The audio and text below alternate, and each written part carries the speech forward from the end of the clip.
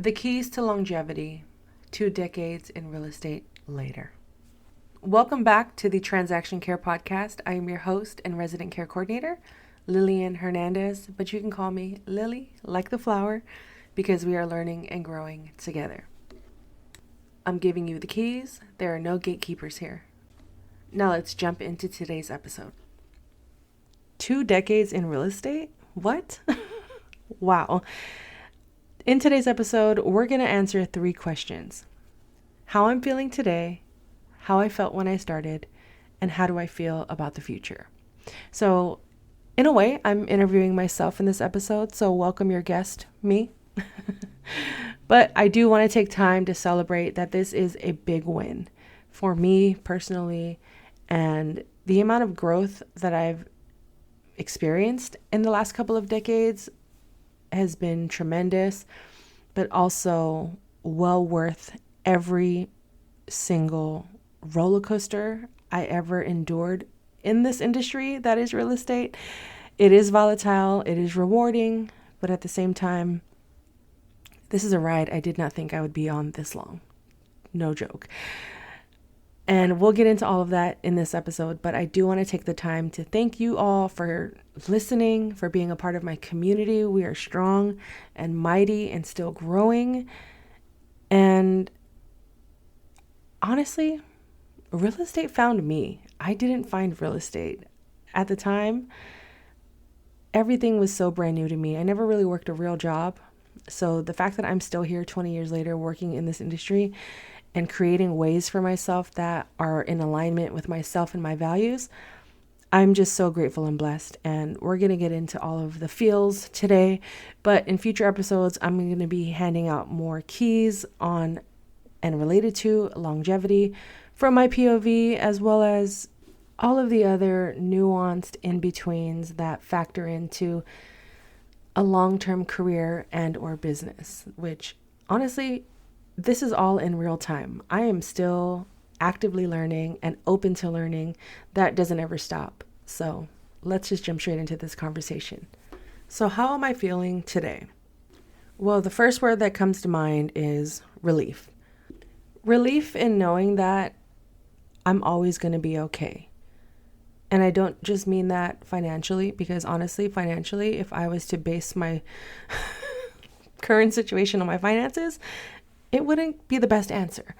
But there's a sense of ease, peace, calmness that I have around my career that exists because of the work I've done, because of the risks I've taken, because of the leaps of faith I've had in my abilities to show up, to invest in myself, to put myself first, to know what that feels like, to actually feel my feelings and navigate those treacherous waters when I was going through being fired or laid off or rejected, whatever the case may be. I am experiencing a major sense of relief. 2 decades later, I can say with my chest that I am proud of myself. And for the first time in my life in 2018 was when I actually said that out loud with so many tears in my eyes. And fast forward 6 years later, 6+ years later, I still feel that way. And that's where that sense of relief comes from, is all of the things and people that I had to release in order to feel that, to be in a state of relief. And, there was a lot of worry, there was a lot of doubt, there was a lot of stress, there was a lot of burnout, which I talk about a lot on this show. Is burnout is real, exhaustion is real, navigating a new career is tough.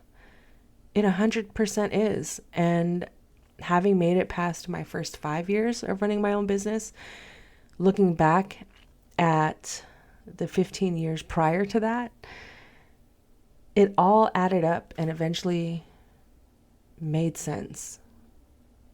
And even in times when things don't make sense today, I trust that it will work out because I trust myself. And that's also a part of the relief I'm feeling, is I didn't trust myself before. I didn't even know who I was before. And this version of me, who I am, who I'm growing up to be, and even at my big age of 40, I trust myself. And that goes a lot further than any skill I'll learn or any book I'll read or any amount of coaching I will ever receive. It's the moment when I was able to say, I trust myself, was when I knew no matter what I do in life, no matter where I work, no matter what business I'm running, no matter who's in my life or not in my life, I trust myself, I trust God, and I trust the process. Now, was that always a feeling I've had? No. But is it a feeling I'm willing to maintain and invest the time and effort in again, maintaining and upholding? 100% yes. 1000% yes. So that is how I'm feeling today. But that journey wasn't always so pretty. So to answer the next question, how did I feel when I started? So June 2004, I was 20 years old. I was still in college, but on the verge of dropping out. I had no money. I was transitioning out of playing sports my entire life to now having to work and figure out what life looked like without sports. I had just gotten my driver's license. No joke. I had my permit for 5 years, but never really committed to taking the test until about 19 or 20. So I was fresh in this world. And the fact that my very first quote unquote real job was in the real estate industry with no job experience other than I'm just willing to learn. I'm willing to figure this out. And I'm a good listener. I'm just glad that I was myself in that interview. But prior to that, I just wanted to make some money to afford burritos and CDs. You know, I've talked about my early days in the past on old episodes, but it was true, you know, and I thought I was going to work in the music industry at the time. And I took courses that reflected that. I always knew I would be in business somehow, some way, but real estate, there was no, at least none that I was aware of. There were no signs or messages that said I should work in real estate or that, you know, this is the industry. Like no one in my family had real estate. No one in my family worked in real estate. None of my friends, nothing. So the fact that one day, you know, I had a friend that was also looking for work and he knew I was looking for work. He called me and he was like, hey, I can't make this job interview, but you should go. It was the oddest thing, but I'm so grateful for that call because had he went on that interview, I wouldn't be where I'm at today. And who knows where life would have taken me. I know I still would have been fine, but I truly believe that I am exactly where I should be today. And that's with no regrets, even through the things that some of the BS that I've went through over the years. But back then, I was so naive. I had no idea what was ahead or how to navigate any of it. I was learning on the spot, much like any 20-year-old. But for me, for that to be one of my first and only jobs, I didn't know that was going to be the case, but I experienced my first layoff. I experienced getting fired. I experienced quitting, all in that one job. And it all happened to be in real estate. And when I first started, again, I just wanted to make a few bucks while I figured out everything in school. You know, maybe I'll take the semester off so I could work. Because in my mind, everything was a TV episode. I watched so much TV growing up that I thought, oh, people take, you know, a semester off and travel. I knew nothing about travel. If it wasn't for sports, I wouldn't have been able to travel in my early 20s. You know what I mean? But having now to be responsible, for all of this paperwork and working with grown women and men was so new to me. I was so intimidated. I was definitely willing to work. One thing about me is I always had good work ethic, and that is a testament to, those in my family who raised me, who took me and picked me up from school, and always ingrained in me, school and sports practices, that if you commit to something, you have to show up for it. And looking back, that was definitely one of the greatest lessons I could have ever been taught. But at the same time, on the flip side of that, I do wish I had more experience with how to quit a job or how to be okay with having several jobs, and that was something I didn't really do in my early 20s. So when I was first starting out, I was just happy to get a check, and I was like, oh, all I have to do is sort these papers? Easy. Did I know it was going to lead to this today, here sitting with you talking on this podcast about what I've been doing for the last 20 years? Kind of, sort of. Not going to lie. Everything back then for me was sport. That was my natural habitat, was either being on a court or a field. So when I had to enter the workforce, I was like, how do I make this exciting? How do I improve, And growing up, all I saw was people that worked one job. So for me, I was just like, well, let me just figure this out and stay here as long as I can, because school isn't working out. I personally can't afford school, even with the money I'm making here. But I also like the fact that I can afford to just do whatever the heck I wanted. I had my own car. I was good. I was going out, and that was all I needed in life back then. But when things got real, that's when I started to understand, oh, this isn't just fun and games. This isn't just a competition. This is real life. So when it came time to become full-time, I was on vacation, and I had made a big fuss about, wanting to take that person's job who was quitting, and telling everyone, I can do it, I can do it, I can do it. Again, the competitor in me wanted that job, but deep down, I didn't want it. My ego did. You know what I mean? And when I was on vacation, away from the job and out of the office, I was like, oh, I want to do more of this. I want to travel. I want to see the world, maybe go back to school. They were fighting for me to get the job, like to the point where they were calling me while I was on vacation. And I was so young. I think I was around maybe 22, 23. So I wasn't really there that long where they were advocating for me. I didn't know what advocating was for myself back then. And I felt guilty. So I took the job. I was like, yeah, I'll do it, I guess, even though I changed my mind while I was on vacation. And the job was to be a full-time transaction coordinator. But they didn't trust that I was capable of doing that because I had very minimal training. I was young. They were definitely basing their decision on my age and experience, which looking back was wrong. But for me, I was thinking, well, I could use something more stable. I don't have anything else lined up. I did make a big fuss out of this, so I should keep my word.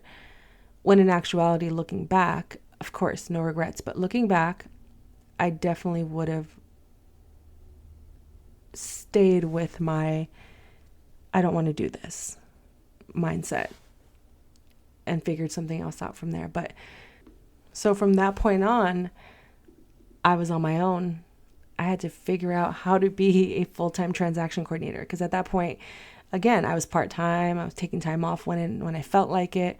Now I was in charge of all of these files, all of this paperwork. But the cool thing about it was I had my own office, so I was grateful for that.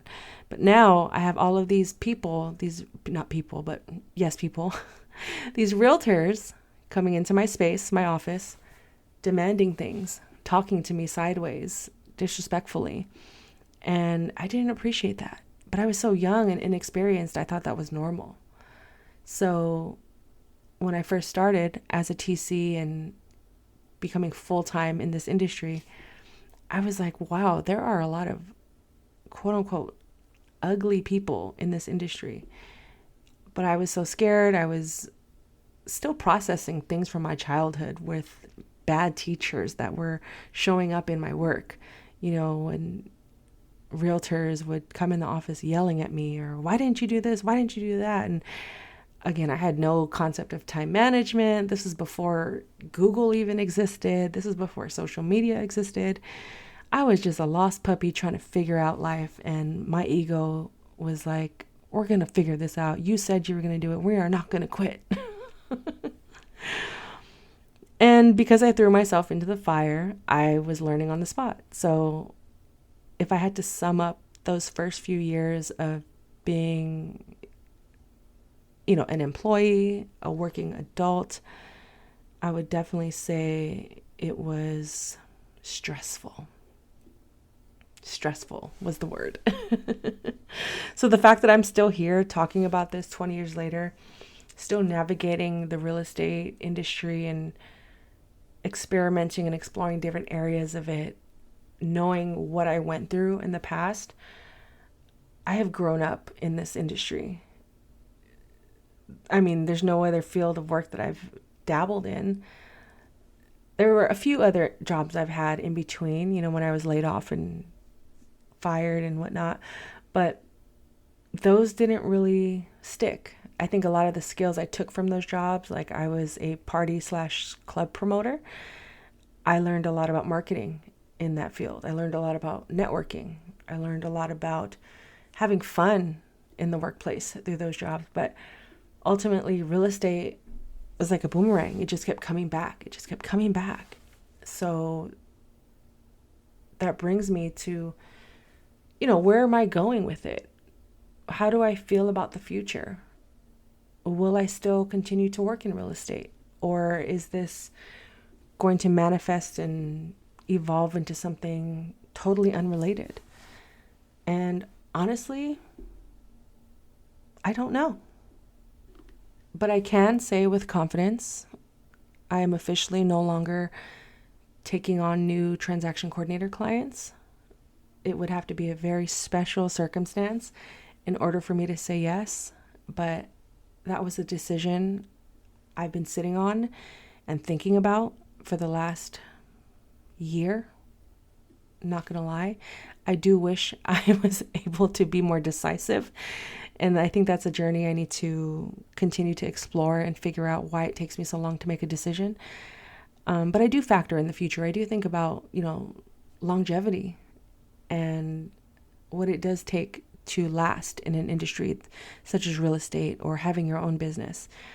But I also know that I have to listen to my intuition. I have to listen to my dreams, my goals, my desires, and even my skills, new and old. And in order for me to make any of those things happen or come true or get to the next steps or levels in my life, I have to step away from one of these things in order to make space and time for the new. And that means, stepping back with transaction coordination in order to show up for the podcast, pursue more opportunities for the show, bigger guests, not even just bigger guests, but just provide more value. Because the vanity metrics are amazing and they're great and they can create opportunities. But at the same time, I have to remember that I am of service to the people, not just as a transaction coordinator, but through this show, through my content, through my existence. I truly believe that. And a part of that journey means that I have to say no to the thing that's taken up most of my time. So I guess you could say I'm retired. I do still have transaction coordinator clients that I've held on to, and how I came to keeping them on my roster was resistance versus ease. And those clients that I had the most resistance with, I let go of, or they let me go, because I think at this point in time, we both can recognize when things aren't working out. And it was just a matter of who was going to initiate the conversation first. And those that I'm still working with, I'm so grateful for. And I almost was like, you know what, I'm just going to start fresh. But I had to be honest and realistic with my financial situation, and letting them go would have been a dumb financial decision, point blank, period. And I really enjoy working with those people. So it came down to, again, resistance versus ease. And when I work with those few people, there's a lot of ease. And I can be very impulsive, which is where the just start fresh part of my life comes into play. And again, I think that's more work for therapy, not just the podcast that I have to do. And keeping them is allowing me to, it affords me the opportunity to keep paying my bills, to save, to invest, to even pay down a few new debts that I've unfortunately have taken on in the last year. But I also know that this is the right track I'm on. And what is ahead of me is ultimately God's plan. And as long as I'm of service and listening and trusting myself, I know that it's all going to work out. I've also lowered my expenses to where the pressures of needing to work so much are off the table. I've had to find a resolution between my relationship with money and work over the years. And I think I'm in a place that isn't perfect. It's not perfect, but it is less stress to have to owe more than actually having time for myself. And again, I could be speaking from a place of privilege, and I'm definitely speaking from a place of gratitude, because past me really was thinking of future me when I was saving back then, when I was making way more money than I ever made ever, and it wasn't even that much more than what I made at the office, but it was more than I even believed for myself. So the fact that I made that happen and aligned myself with people that believed in me, that saw me, that knew I was capable of being their transaction coordinator. I'm just glad that I at least had the self-awareness to put some of that money away, because when things hit the fan, pandemics, change of the guards of you would say, loss of clients, lack of my own personal marketing for my business, it was past me who was saving and learning about money that is taking care of me today. And again, that was a lot of work. That was a lot of learning that I had to go through, a lot of sacrifice and saying no. Or when I do say yes to going out or traveling, I have a better understanding of where my money is going to go. How am I going to make this a quality experience versus just throwing my money away like I used to? It's the difference between, okay, if I'm going to subscribe for anything, what is something that I need? So we all know we can share, well, scratch that. We all know Netflix is accessible to multiple logins. And I happen to benefit from one of those logins. And bear with me, I know I'm kind of going off topic. But it was these subtle decisions of, okay, I don't need a Netflix subscription or Hulu or Yahoo or whatever, right? But when I go shopping for deodorant, they always sell out of the one I use. So let me go to the website and order one. And then I found out that they do subscriptions.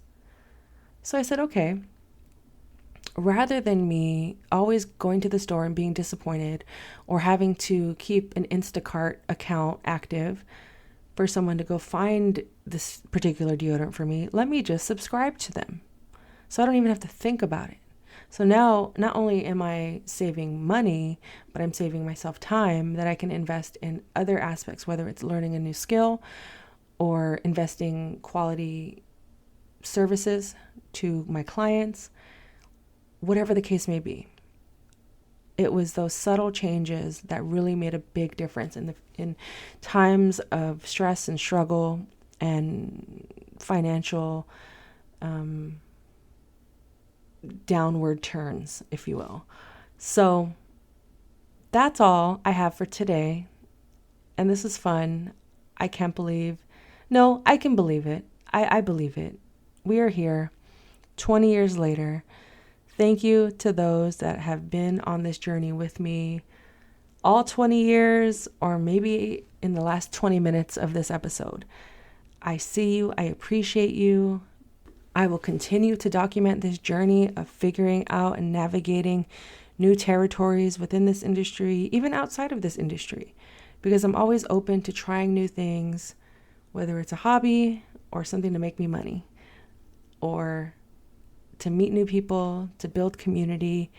I think community is the biggest key to life and success, as well as following up and learning how to communicate. So with all of that said, this has been another episode of the Transaction Care Podcast. But before we exit this episode, please leave a 5-star review, 1-star review, any star. Just leave a review. I appreciate it. And add me on social media, particularly TikTok, and subscribe to my YouTube channel, and visit transactioncare.com. Join my newsletter so you can be updated with the latest announcements, exclusive deals, and discounts for one-on-one coaching, or when I'm going to be going live doing Q&As or co-working happy hour sessions on YouTube and or TikTok, as well as maybe if I'm in your city or your state or your country, we can meet and do a co-working session or simply grab lunch. I appreciate you all. 20 years later, I'm still learning and growing, hence the tag, we are learning and growing together. But those were just a few of my keys to longevity in real estate 2 decades later. What are your experiences? If you've been in this industry for 2 decades, or maybe you're approaching 20 years, how do you feel? How do you feel today? How did you feel when you started? And how do you feel about the future? I'd love to hear from you. And if you have any advice or tips for me for those that are 3-4 decades in, send them my way. Or if you're just starting out and you're fresh and brand new to this industry or this lifestyle, reach out to me, tc@transactioncare.com. I'm more than willing to answer your questions. We can set up a one-on-one, get you on the right track, whether it's me helping you directly or me redirecting you to the right person, information, or resources available out there to you. Because again, I'm giving you the keys. There are no gatekeepers here. Care for yourself, care for your wealth. Your time is worth it. Let's coordinate. Talk soon.